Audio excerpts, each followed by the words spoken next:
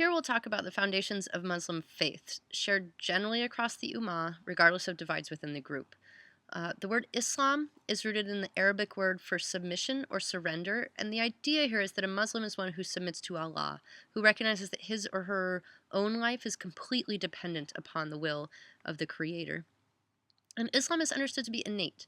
That is, all beings are born with an innate knowledge of this dependence and their own natural surrender to a creative will that's greater than their own. So animals and angels are Muslim by nature. But humans, because we have free will, um, we are Muslim or not by choice. We're born Muslim, but then we have the choice to either follow or not follow what's known as the straight path. And humans are understood to be fully capable of that choice, fully capable of being righteous. There's no original sin standing in the way of this righteousness, no original sin in the world of Islam at all. But on the other hand, there's also no outside agent of salvation to depend upon, no other being who will, by grace or some other motivation, pull a person to his or her own salvation. And so there's no excuse. It's just all on the individual. Um, in the Quran, it said that God shall not charge a soul except to its capacity. And the choice to be Muslim, to surrender to the will of God or not, is something that is within the capacity of the human being. So there's no excuse and there's also no end. You can't stop trying to do good because you can never know that you've been saved. And again, on the flip side, you can never know that you're forsaken. You've been sort of left behind or predestined for hell or fated to suffer. Now, both of those things that you might think, well, who would think any of those? Those are part of a number of Christian theological points with which many of us might be culturally or religiously familiar, that, you can know that you're saved, or you can know that, within Calvinist theology, predestination happened. And so that's just really not here. There's no way that an individual can sort of sit on righteousness and say, oh, I got it down, or sit on a sense of being forsaken, like I've screwed up so completely badly that there's just no way. Within Islam, this is the higher faith, which is known as faith as iman, or it requires taking the good with the bad and maintaining one's faith through the trials of life, even individual trials, even internal trials, trials of personal, trials of a personal sense of somehow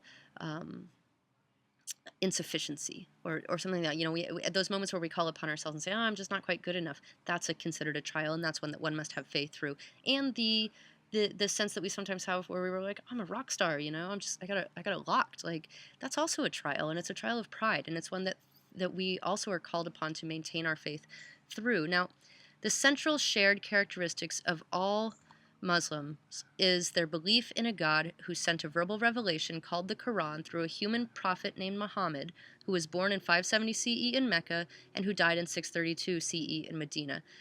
Spelled out in more detail, this can be understood in terms of what are often known as the 5 pillars of faith. Now, I want to be very clear.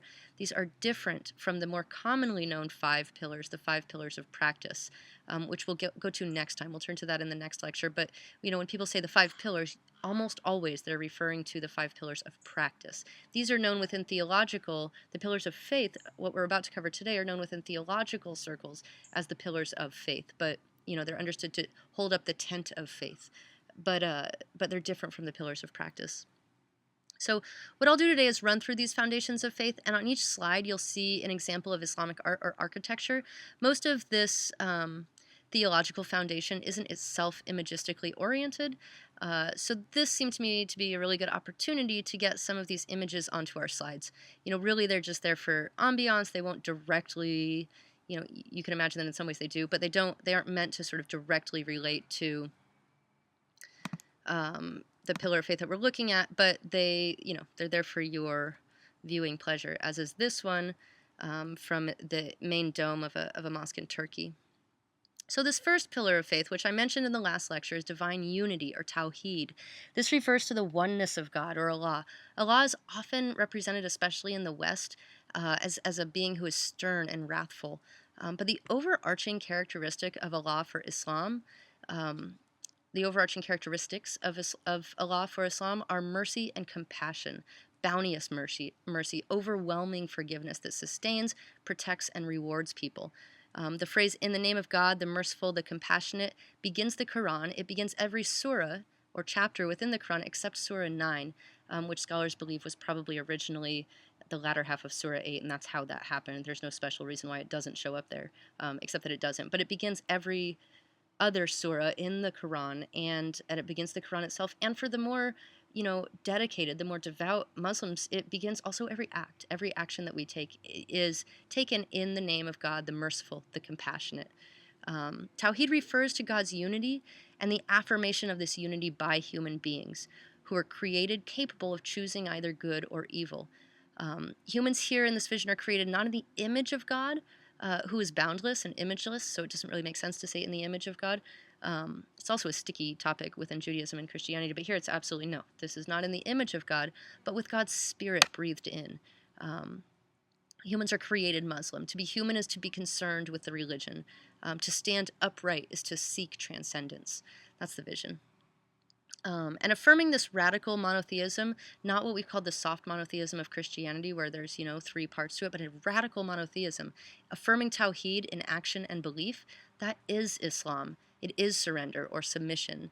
The great sin in this context is associationism or idolatry. And culturally, as we've seen, it was hesitance before even the suggestion of associationism that led in many places and times to a ban on figural representation. Calligraphy and the arabesques that we see in the slides today grew out of that ban. If you're gonna, there is an artistic impetus. What do you do with it? How do you beautify your space? This is how. Now, sin, since I've mentioned it, sin in Islam is not a state of being. It's a result of disobedience. Remember, there is no original sin. Adam sinned and God forgave. That's how that went down. There's little emphasis in this tradition on shame or guilt, something that you sort of carry with you. Sin is disobedience. It's the refusal to submit. It's the ingratitude of a creature before his or her creator, the arrogance that allows one to turn away from what sustains them most deeply, most truly, most completely. For Islam, there is no individual apart from God, no other force of sustenance that could deny or diminish God's unity. God is closer to a person, as the Quran says, than is his or her jugular vein, right? God is closer to you than this. This is the idea, right? God is what sustains you, is what gives you being. Sin is turning away from that, is the arrogance that allows you to turn away from that. And this is a God who wishes to communicate, which brings us to the second pillar of faith, or prophecy. There are 2 types of prophets in this world. There's a Nabi, who's known as kind of a warner, one who warns, who comes to warn a community, to acquaint them with God's will. And then there's the Rasul, often translated as a messenger. And the Rasul also does that, warns a community, acquaints them with God's will, but also carries a new revelation. Rasuls in Islam are Noah, Abraham, Moses, Jesus, Muhammad. And again, Muhammad is the seal of the prophets, the final Rasul, the last one. You got everything you needed to get from him. There is no expectation of another. Now, that revelation that comes, that's the third pillar. The central revelations are the Torah as revealed to Moses, the Psalms as revealed to David, the New Testament as revealed to Jesus, and the Quran of Muhammad.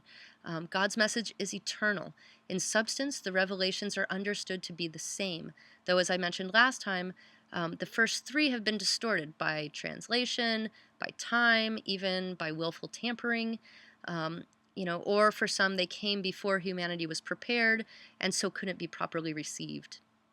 The Quran, again, is the definitive scripture, the definitive revelation. Revealed scripture is so central to the Muslim worldview that Muslims referred to early on, called Jews and Christians all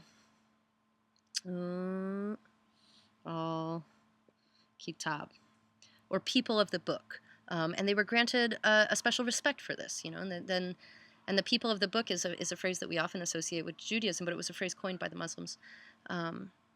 So the next pillar of faith is angelic agency. Angels exist and do God's will. Gabriel is a great example of this, having delivered the Quran to Muhammad. Angels are immortal, they are sexless, they are created of light. They're guardians, recorders, messengers from God. And the idea here is that God does have beings that we don't always see that are at work in this world. It's not quite the same vision of God with his hands in the dirt of the world as the Hebrew Bible presents, but God has messengers. God has angels who are always at work. And the final pillar of faith is judgment and the afterlife. These two go hand in hand. These are central to the message that Muhammad brought to his people. There will be a last day, a day of reckoning. All who have ever lived will be judged and consigned to either heaven or hell. For most, by the way, hell is not eternal. Eternal hell is reserved for religious hypocrites, for those who say they're Muslim but aren't. And we can think about this, Muslim, not Muslim, it really does. This is one of those points we can all take, even into a secular context. Those who proclaim a faith they do not hold, um, those are the ones for whom eternal punishment is reserved. The traitors to themselves and to their communities in ways that cannot ever be discerned by external forces, right? I might know that I'm a big traitor and a big liar and a big betrayer of my own spiritual self, but if I put up a good show, you would never know, right? And so this is the deepest betrayal. It's a spiritual betrayal. It's a betrayal that can never be known by external forces except for God, who will know. And this is something, again, that we can all take from Islam. Let us be true to ourselves. Let us not pretend to beliefs that we do not hold. Our politicians could take a lesson.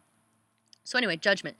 Each community will be judged by the standards set down by the prophet who came to them, in accordance with the teachings set down in their revelation. Because most of us have now encountered Islam, we are accountable to that knowledge, to that awareness in this vision. And the point of judgment, it's a moment of truth, which again emphasizes the moral accountability that we started with. And the moral accountability that Muhammad insisted upon in his, especially in that moment, that Hijrah moment, the move from Mecca to Medina, right? Moral accountability is huge. It's a vision of judgment that I like a lot. Is that that comes from within the Muslim tradition, is that each person at the point of judgment will find themselves walking across a slim bridge over hell, and to get to paradise on the other side. And they'll hope that they're not so weighted down by their bad deeds that they fall into hell, where suffering will be both physical and spiritual. Each person will hope that their bad deeds remain few and light, and that they make it across that bridge to get to paradise, where again joy will be both physical and spiritual. Now, how exactly one ensures that they end their life not too weighted down, this is a difficult thing at times. The circumstances of human life put us in positions where knowing the right thing to do isn't always as easy as we might hope. Where we're morally conflicted in one way or another. For Islam, in these instances, we are to err on the side of mercy and compassion, to protect and care for the weak and the poor and the abandoned. And again, that's what Islam celebrates Jesus primarily for. That's the lesson they take from that prophet. Over the next 2 lectures, we'll talk about the framework of practice that's provided by the tradition to help people to do this. That framework is the 5 pillars of practice, most commonly simply referred to as the 5 pillars, or the 5 pillars of Islam. One note before I close here, the next lecture will begin with a recitation of the Adhan, sometimes called the Azan. It's the call to prayer. It'll be just a couple of minutes long and will be visually accompanied by a YouTube video that's superimposed over the place where our slides usually appear. And I say this now so that you can prepare yourself if you need to. For veterans of Iraq or Afghanistan, the call to prayer can be a difficult thing to hear, enmeshed as it is with wartime experience. And should you choose to mute the Adhan, you'll be able to see on the screen when it ends and when my lecture begins. And that'll be a lecture again on the 5 pillars of practice.